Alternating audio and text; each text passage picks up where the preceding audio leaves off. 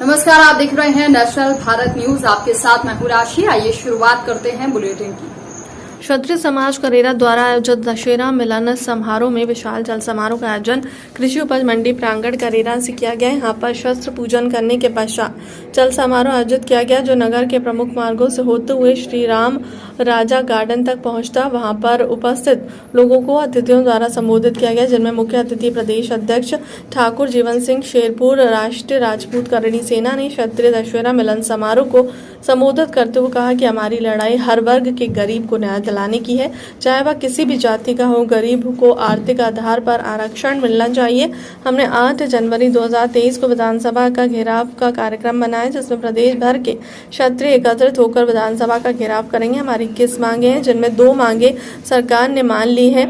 उसमें शिक्षक पात्रता परीक्षा में EWS अभ्यर्थियों को 50% अंक में उत्तीर्ण और EWS प्रमाण पत्र की वैधता 3 वर्ष दिए जाने की मांग मान ली गई। शेष मांगों पर विचार चल रहा है। यदि समय रहते पूरी नहीं हुई तो 8 जनवरी को विधानसभा का घेराव किया जाएगा।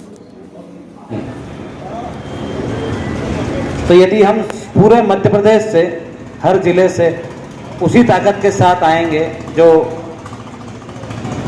उज्जैन संभाग, इंदौर संभाग, भोपाल संभाग और जो आसपास के जितने भी संभाग हैं उनमें से आएंगे, वैसे ही चंबल संभाग से भी यदि उसी ताकत के साथ क्षत्रिय सरदार वहाँ उपस्थित होंगे तो मुझे लगता है कि ये आवाज़ खाली भोपाल में नहीं गूंजेगी, पूरे मध्य प्रदेश में नहीं गूंजेगी, पूरे हिंदुस्तान में गूंजेगी। क्योंकि मध्य प्रदेश के क्षत्रियों ने जब जब आवाज़ उठाई है, रतलाम में महाभवंडर के नाम से कार्यक्रम करा हमने, तब आर्थिक उज्जैन हो, इंदौर हो, लाखों की तादाद में क्षत्रिय सरदार इकट्ठे हुए और हमारी मातृशक्ति भी वहाँ उपस्थित रही, जो हिंदुस्तान के ऐतिहासिक कार्यक्रमों में नाम आते हैं। उसी की वजह से हमें सबसे बड़ी सफलता के रूप में, उसको छोटी सफलता माने, बड़ी माने, जैसे भी माने, 10% आर्थिक आधार पर आरक्षण मिला। वो सब 36 कौम के जो साथी थे हमारे, उन सब की मेहनत की वजह से सामान्य वर्ग को 10% आरक्षण मिला। जबकि हमारी मांग है आर्थिक आधार पर आरक्षण, मतलब जो भी गरीब है, जिस भी समाज का हो, गरीब की कोई जाति नहीं होती, गरीब हर जाति वर्ग धर्म में होता है। क्षत्रियों ने हमेशा 36 कौम का नेतृत्व करा है। हमें हमारे पुरखों के पद चिन्हों पे चलना है, या हम उनके चित्र जो लगाते हैं। आज हमने सबसे अच्छी बात देखी, भगवान राम और महाराणा प्रताप और जितने भी हमारे क्षत्रिय योद्धा हैं उनके बैनर पे फोटो है, न कि किसी कार्यकर्ता के या मुख्य अतिथि के। ये सबसे अच्छी चीज है।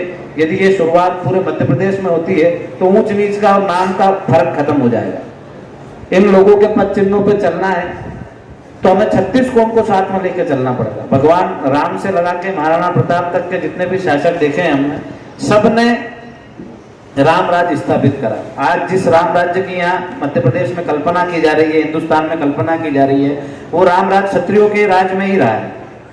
तो हम सबको 36 कौम को साथ में लेके चलना है। तो हमने आर्थिक आधार पर आरक्षण की मांग करी। उसके बाद एट्रोसिटी एक्ट में भी हमने खत्म करने की मांग नहीं करी। हमने कहा कि यदि कोई अन्याय करता है तो उसके ऊपर मुकदमा हो, मगर हमारे कितने ही ऐसे युवा साथी हैं, बुजुर्ग हैं, जिनके ऊपर फर्जी मुकदमे बनते हैं और कोई जांच नहीं होती और वो जेल में जाते हैं। तो हमने उसमें जांच के प्रावधान मांगा कि पहले जांच हो, उसके बाद गिरफ्तारी हो। तीसरी मांग हमने ये उठाई कि यदि कोई हमको गाली देता है, यदि कोई हमारे साथ मारपीट करता है, क्योंकि शोषित वंचित हमारे परिवार में भी हैं, हमारे भी राजपूत समाज में बहुत सारे गरीब भाई हैं जिनके साथ अन्याय हो रहा है, बहुत सारे सामान्य